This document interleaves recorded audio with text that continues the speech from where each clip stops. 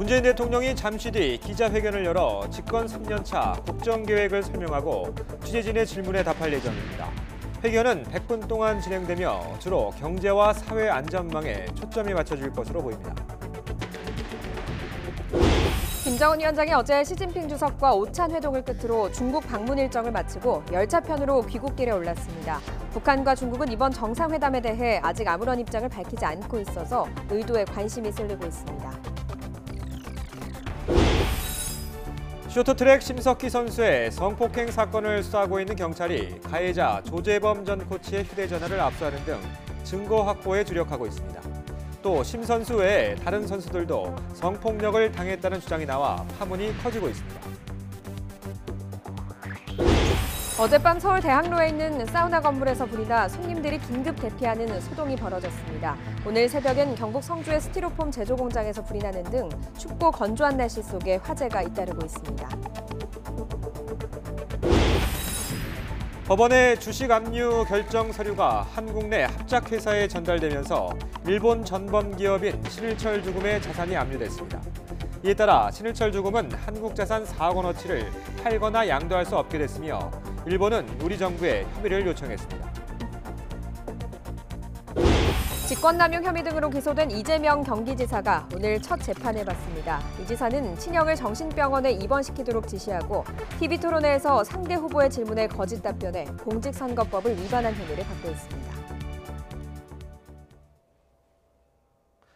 굿모닝 YTN 3부 시작합니다. 잠시 뒤 오전 10시부터 문재인 대통령이 신년 기자회견을 엽니다. 집권 3년 차를 맞아 중점 추진할 정책을 설명하고 취재진의 질문에 답하는 시간이 1시간 15분가량 이어질 예정입니다. 청와대 연결합니다. 최기성 기자.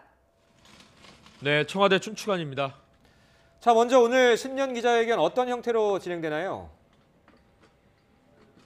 네, 문재인 대통령의 두 번째 신년 기자회견 최대한 자유로운 분위기로 진행하겠다는 게 청와대의 계획입니다. 오전 10시에 먼저 문 대통령이 청와대 본관에서 모두 발언을 통해 새 국정운영 계획을 밝힙니다. 20분 정도의 모두 발언이 끝나면 문 대통령은 영빈관으로 와서 취재진의 질문에 답하게 됩니다. 지난해처럼 질문자나 내용의 사전 조율은 없고 문 대통령이 손든 기자 중에서 발언자를 지목합니다. 질의응답 시간은 1시간 15분 정도로 지난해보다 15분가량 길어졌습니다. 문 대통령의 답변 시간을 고려하면 질문할 수 있는 기자는 20명 정도에 그칠 것으로 보입니다. 청와대 측은 대통령과 기자단 좌석을 지난해보다 더 가까이 배치해서 좀 더 편한 분위기를 만들겠다는 설명입니다. 네, 오늘 기자회견에서 올 한해 정책 방향에 윤곽이 잡힐 텐데 어떤 내용이 나올까요? 네, 일단 기자회견문은 문 대통령이 강조하고 있는 이른바 혁신적 포용국가를 더 쉽게 풀어내는 내용이 될 것으로 보입니다. 지난주에 있었던 신년회 인사말을 보면 문 대통령은 제조업 혁신과 4차 산업혁명, 자영업자 대책, 그리고 위험 안전 분야 정규직화 등을 언급했습니다. 특히 올해 한반도 비핵화와 평화 구축을 되돌릴 수 없는 단계까지 진행시키기 위한 방안도 담겨 있을 것으로 예상됩니다. 질의응답은 질문이 한 분야에만 쏠리는 것을 막기 위해서 경제와 사회, 외교, 안보 분야 순서로 진행될 예정입니다. 제일 먼저 민생경제 분야 질문 순서가 잡혔는데 일자리 문제와 최저임금 논란 등에 대한 질문이 나올 가능성이 큽니다. 사회 분야에선 특별감찰반 논란이나 신재민 전 사무관의 폭로, 선거제 개편 같은 정치 현안도 다뤄질 수 있습니다. 문 대통령의 대표적 대선 공약이었던 집무실 광화문 이전 보류 결정에 대한 직접적인 설명도 요구할 가능성이 있습니다. 외교 안보 분야에서는 김정은 북한 국무위원장의 4차 방중 배경에 대한 질문도 빠지지 않을 것으로 관측됩니다. 2차 북미 정상회담과 김 위원장의 서울 답방에 대한 문 대통령의 전망과 한일 간 갈등 해결 방안 질문도 예상 가능합니다. 하지만 누가 어떤 질문을 준비했고 대통령이 누구를 지목할지는 아무도 모르기 때문에 어떤 문답이 오갈지는 회견이 시작되는 오전 10시부터 알 수 있겠습니다. YTN은 100분 동안 이어지는 신년 기자회견 전체를 생중계합니다. 지금까지 청와대에서 YTN 최기성입니다. 중국 방문 일정을 모두 마친 김정은 북한 국무위원장은 현재 특별 열차를 타고 평양으로 돌아오고 있습니다. 김 위원장은 어제 중국의 유명 제약회사를 시찰한 뒤 시진핑 주석과 오찬 회동을 한 것으로 알려졌습니다. 베이징에서 박희천 특파원이 보도합니다. 김정은 위원장의 전용차가 오전 일찍 숙소인 조호대를 나와 어디론가 향합니다. 김 위원장이 도착한 곳은 베이징 동남쪽에 있는 국가급 경제기술개발구. 김 위원장은 이곳에서 중국의 대표적인 제약회사인 동인당 공장을 찾아 시설을 둘러봤습니다. 북한의 약초가 많은 점을 고려해 약초 산업을 현대화하려는 의지를 드러낸 것이라는 분석입니다. 김 위원장은 조호대로 돌아와 휴식을 취한 뒤 시내 중심에 있는 베이징 호텔을 찾아 시진핑 주석과 오찬 회동을 한 것으로 전해졌습니다. 베이징에서 두 사람이 인민대회당이나 조호대가 아닌 호텔에서 만난 건 이번이 처음입니다. 오찬에는 리설주 여사와 펑리유안 여사도 함께한 것으로 전해졌습니다. 전날 환영 만찬에 이어 오찬까지 두 사람은 이틀 연속 식사를 함께하며 우위를 다졌습니다. 오찬 회동을 마친 김정은 위원장 부부는 곧바로 전용차를 타고 베이징역으로 향했습니다. 간단한 환송 행사를 마친 김 위원장은 전용 열차에 탑승해 귀국길에 오르며 네 번째 방중 일정을 모두 마무리했습니다. 베이징에서 YTN 박기천입니다. 이번 방중 기간 미국과의 핵 담판을 앞둔 김정은 위원장의 일거수일투족이 관심 대상이었습니다. 그런데 시진핑 주석 입장에서 보면 남북 미국 중심으로 전개된 협상 국면에서 중국의 존재감을 과시하는 효과를 거둔 것으로 평가됩니다. 왕선택 통일외교 전문기자의 보도입니다. 김정은 국무위원장의 전격적인 중국 방문 소식은 지난 3, 4개월 동안 소강 상태였던 북미 비핵화 협상이 다시 활성화하는 징후라는 점에서 주목을 받았습니다. 기본적으로 김정은 위원장이 세계 언론의 관심 대상이었지만 시진핑 주석 역시 국제사회의 관심과 존재감을 재확인하는 성과를 거둔 것으로 평가됩니다. 한반도 정세 격변 상황에서 중국의 존재감을 다시 불러일으킨 계기는 지난 1일 김정은 위원장이 신년사에서 새로운 길을 언급한 것입니다. 북한이 미국과의 핵 담판을 중시하지만 미국이 북한을 과도하게 무시할 경우 중국의 도움을 받아서 경제 발전을 추진하는 방안을 시사한 것이라는 평가가 나왔습니다. 한반도 평화체제 구축을 위한 다자 협상을 추진하겠다고 말한 것도 중국을 염두에 둔 대목이라는 분석으로 이어졌습니다. 정전협정 당사자들과의 긴밀한 연계 밑에 조선반도의 현 정전 체계를 평화체제로 전환하기 위한 다자 협상도 적극 추진하여 항구적인 평화보장 토대를 실질적으로 마련해야 합니다. 김정은 위원장 신년사 일주일 만에 북중 정상회담이 성사되면서 시진핑 주석은 중국이 북한 비핵화 협상에서도 의미 있는 주역이고 평화체제 협상이 벌어질 경우 당연히 참석 대상이라는 점을 각인한 것으로 평가됩니다. 시 주석은 특히 지난달 초 미중 정상회담에서 북핵 문제와 관련해 도널드 트럼프 미국 대통령과 100% 협력하기로 약속하면서 북핵 문제에서 미국과의 협력 관계도 최상의 수준으로 유지했습니다.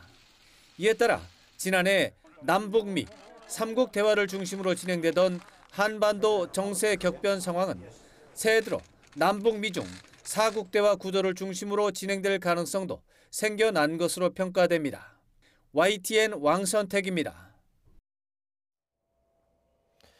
쇼트트랙 국가대표 심석희 선수가 조재범 전 코치로부터 성폭행을 당했다고 고소한 것과 관련해 경찰이 기존 폭행 사건과의 연관성을 집중 수사하고 있습니다.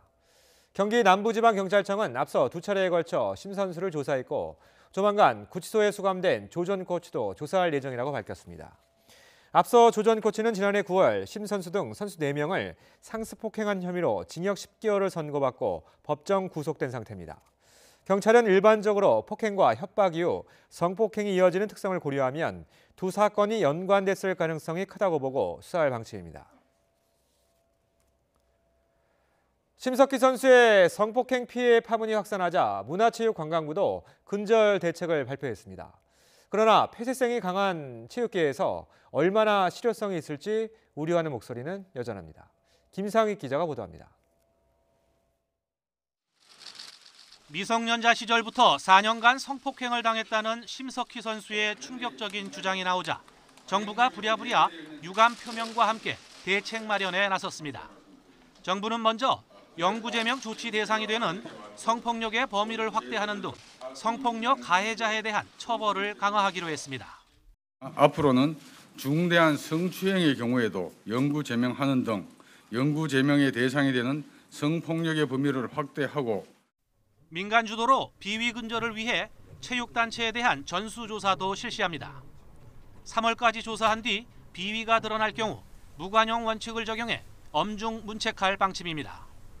그동안 교묘하게 법망을 빠져나가 이루어졌던 성폭력 가해자의 국내외 체육 관련 단체 종사도 원천 봉쇄할 계획입니다. 모든 징계가 이루어진 경우에 징계 상황을 대한체육회나 경기단체 홈페이지 등에 상시 게시하는 방안을 지금 고민하고 있습니다.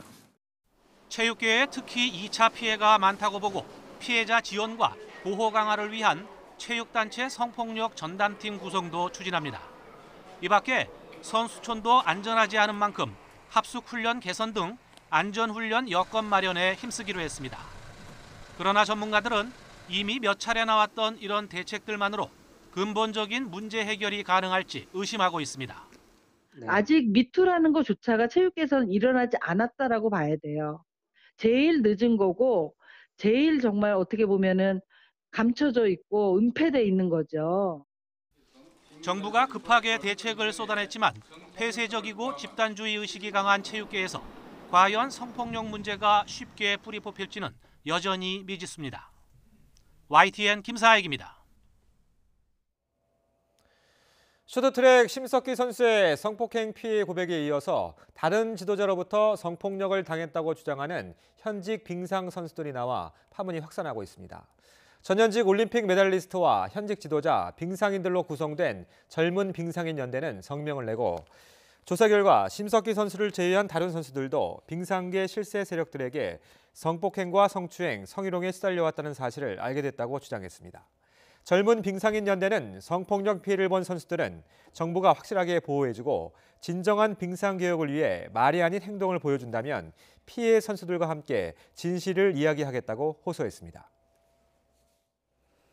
경기 지역 7개 버스업체 노사의 임금 협상이 오늘 새벽 파업 직후 극적으로 타결돼서 버스 운행이 정상화됐습니다. 앞서 경기 지역 자동차 노동조합 산하 버스회사 노사는 경기지방노동위원회 중재로 조정회의를 이어갔지만 의견 차이를 좁히지 못해 새벽 4시부터 파업에 돌입했습니다.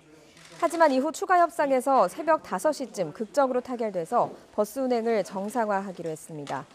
법사협체 노사는 추가 협상에서 임금 38만 원 인상과 정년 연장 등에 합의한 것으로 전해졌습니다. 본격적인 출근 시간 전에 협상이 타결됨에 따라 우려했던 수도권 교통대란은 피할 수 있게 됐습니다. 카풀 서비스 도입에 반대하면서 분신한 것으로 추정되는 60대 택시기사가 결국 숨졌습니다. 서울 종로경찰서는 온몸에 2도 화상을 입고 중환자실에서 치료를 받던 택시기사 65살 임모 씨가 오늘 새벽 5시 50분쯤 숨졌다고 밝혔습니다. 앞서 임 씨는 어제 오후 6시쯤 서울 광화문역 인근에서 정차 중 불이 난 자신의 개인 택시 안에서 발견됐습니다. 경찰과 소방당국은 이전에도 임 씨가 극단적인 선택을 언급해 말린 적이 있었다는 동료의 진술과 조수석에서 나온 유류 용기로 추정되는 물품을 토대로 임 씨가 분신한 것으로 보고 있습니다. 택시업계는 어제 저녁 임 씨가 치료를 받던 서울 한강 성심병원에서 기자회견을 열고 임 씨가 카풀 반대 투쟁에 적극적으로 참여해왔다며 카카오 카풀 문제 때문에 분신한 것이 확실하다고 주장했습니다. 춥고 건조한 날씨 속에 화재가 이어지고 있습니다. 어젯밤 서울 대학로에 있는 사우나 건물에서 불이 나서 손님들이 긴급 대피했습니다. 사건 사고 소식 류충섭 기자가 종합했습니다. 소방대원들이 호스로 물을 뿌리며 불길을 잡고 있습니다. 어젯밤 서울 해화역 인근에 있는 사우나 입주 건물에서 불이 나 1시간 만에 진화됐습니다. 이 불로 건물 지하 사우나에 있던 남녀 11명이 연기를 마셔 응급조치를 받았습니다. 이 가운데 3명은 병원으로 옮겨져 치료받았습니다. 서울 창동에서는 상가주택 1층 사무실에서 불이 났습니다. 불은 사무실 내부를 태워 소방서 추산 400만 원의 재산 피해를 냈습니다. 신고를 받고 출동한 소방대원들은 20분 만에 불을 끄고 건물 4층에 거주하는 남녀 2명을 구조했습니다.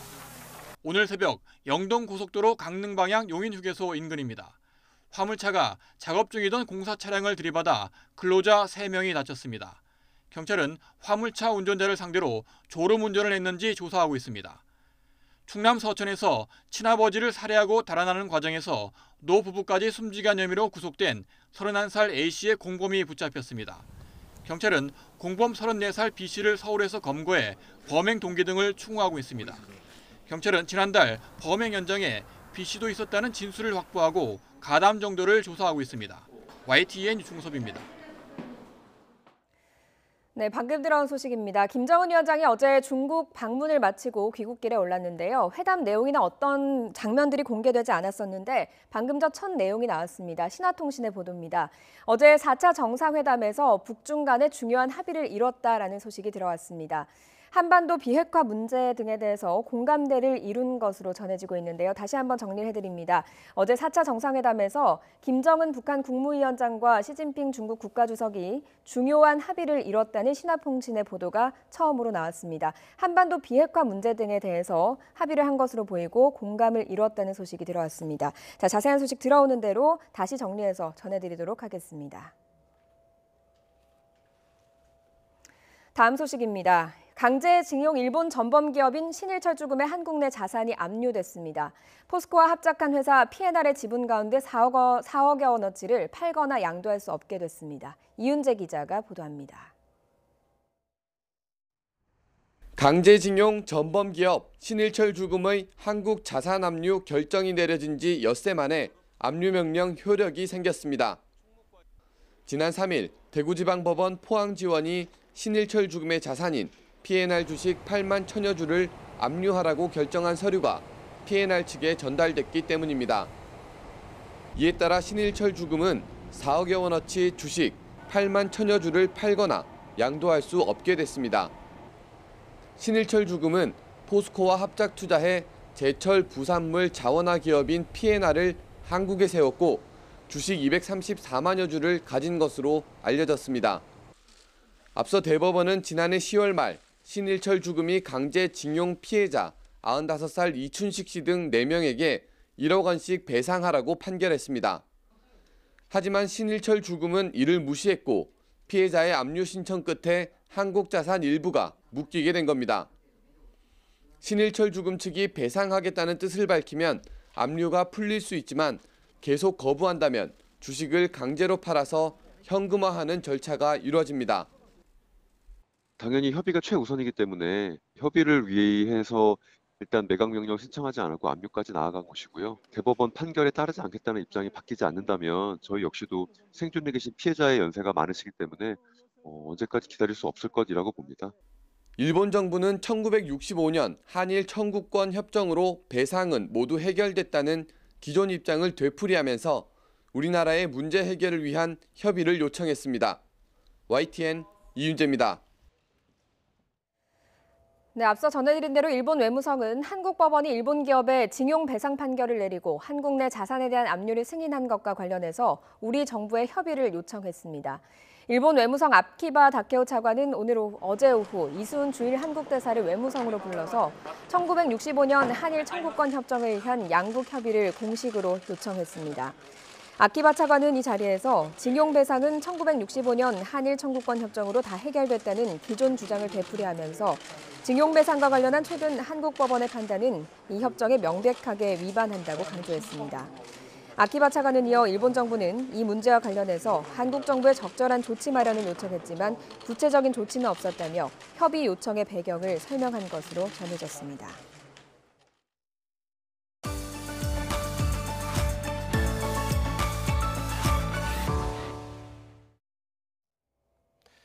문재인 대통령이 신임 비서실장과 수석비서관을 임명한 데 이어 새 정무비서관 등 비서관 6명의 인사도 단행하면서 2기 참모진 개편은 일단락됐습니다. 특히 이번 개편에는 언론인 출신 2명이 포함됐는데 MBC와 한겨레신문 노동조합은 부적절한 처신이라며 비판 성명을 냈습니다. 신호 기자입니다. 문재인 대통령이 하루 전 비서실장과 수석에 이어 새 비서관 6명을 임명했습니다. 문 대통령의 핵심 측근인 송인배 정무비서관의 자리에는 복기왕 전 충남 아산시장이 임명됐습니다. 권혁기 춘추관장의 후임에는 유송화 제2부속비서관이 이동합니다.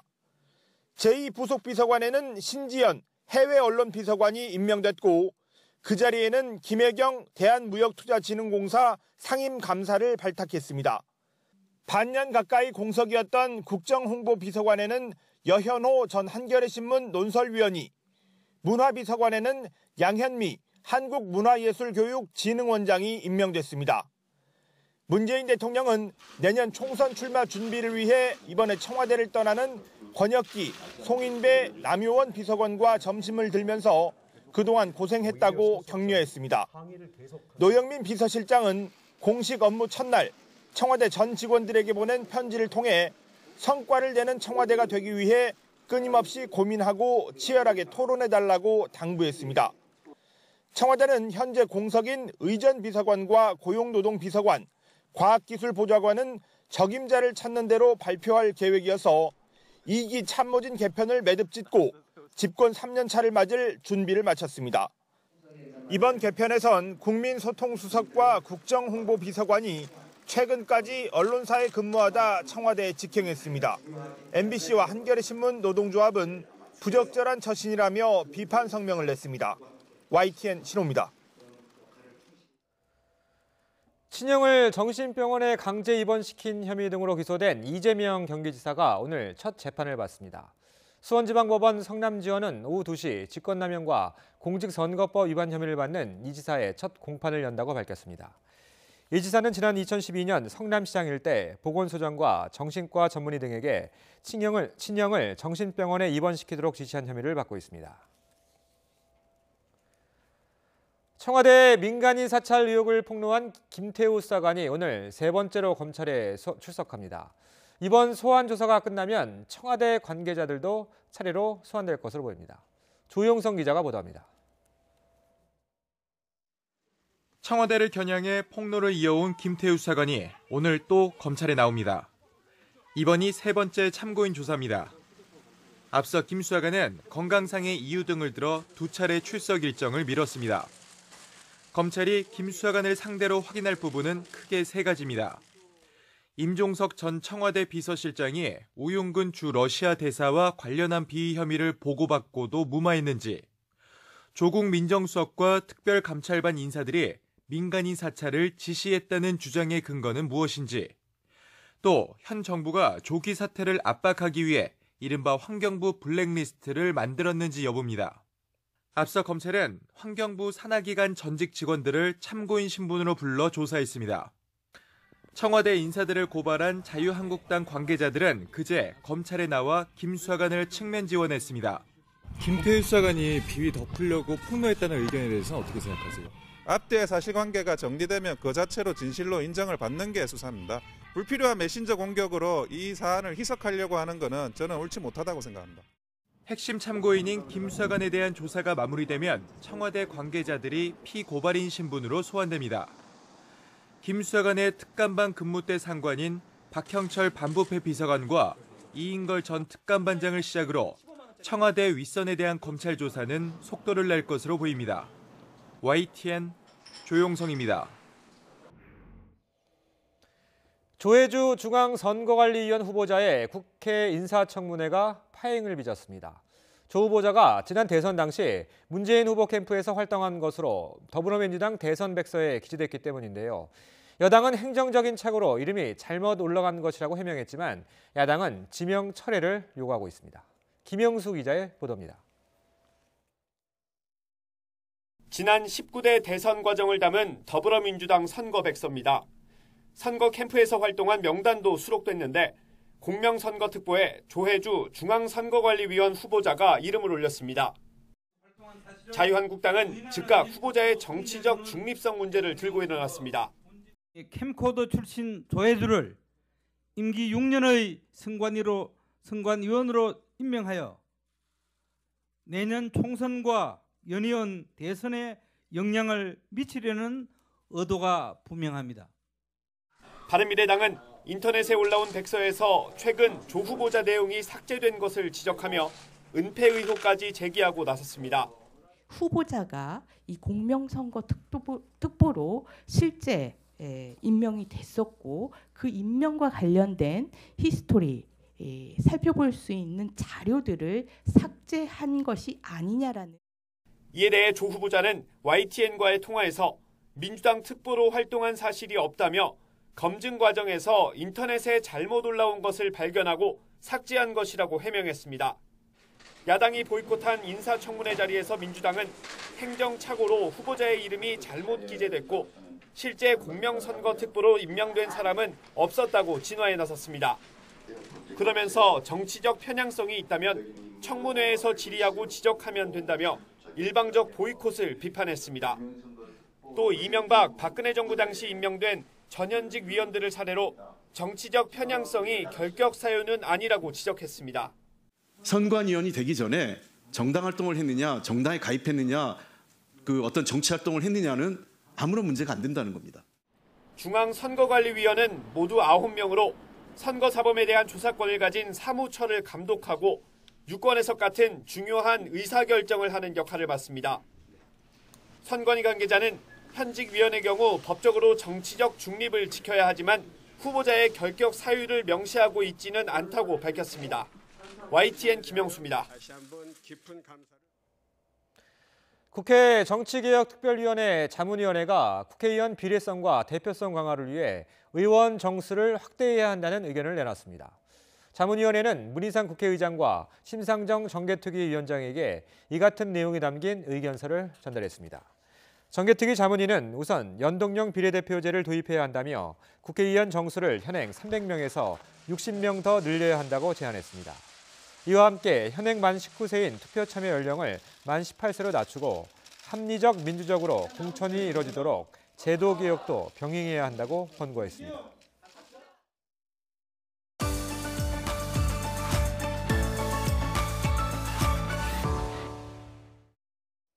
자신의 지위를 이용해 수행비서에게 성폭력을 가한 혐의로 재판에 넘겨진 안희정 전 충남도지사에게 검찰이 징역 4년을 구형했습니다.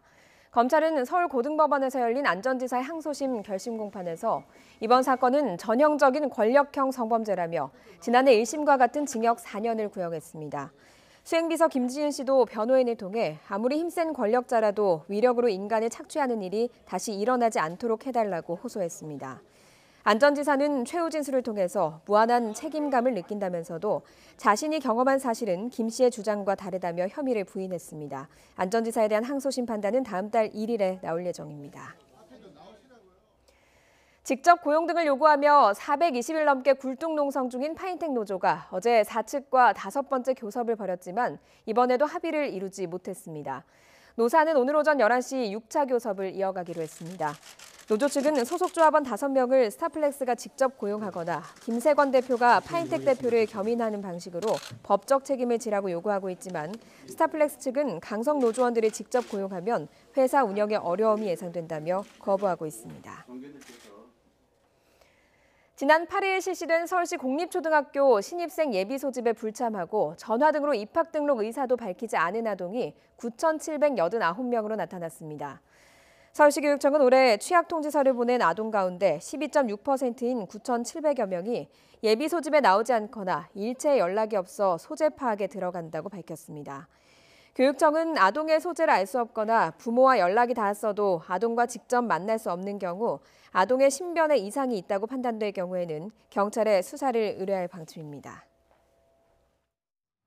네, 하루 만에 한파가 물러나고 아침 공기가 한결 부드러워졌습니다. 어제 아침과 비교해 기온이 크게 올랐는데요. 현재 서울의 기온은 영하 4.3도로 어제 아침보다 5도가량이 높고요. 대관령의 경우 어제 영하 20도까지 떨어졌던 것과 비교해서 기온이 15도가량이나 크게 올랐습니다.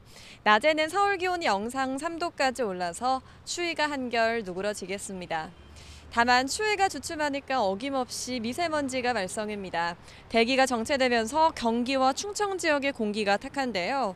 오전까지 수도권과 충청 지역은 미세먼지 농도가 높게 나타나는 곳이 있겠습니다. 낮 기온은 서울과 대전 3도, 부산 9도, 광주 6도로 어제보다 1, 2도가량 높겠습니다. 오늘 전국의 하늘 표정은 대체로 맑겠고요. 서해안과 제주도에는 낮까지 빗방울이 떨어지거나 눈이 날리는 곳이 있겠습니다. 내일 밤부터 주말인 모레 오전까지 남부지방에는 비나 눈이 오겠고요. 이후 큰 추위 없이 맑고 건조한 날씨가 계속되겠습니다. 전국 대부분 지역에 건조특보가 발효 중인 가운데 동해안에는 한 달 가까이 건조특보가 이어지고 있습니다. 불씨 관리 더욱 철저히 해주시기 바랍니다. 지금까지 YTN 야외 스튜디오에서 박현실입니다. 목요일 굿모닝 YTN 여기서 마칩니다. 내일 아침도 부지런히 준비하겠습니다. 고맙습니다.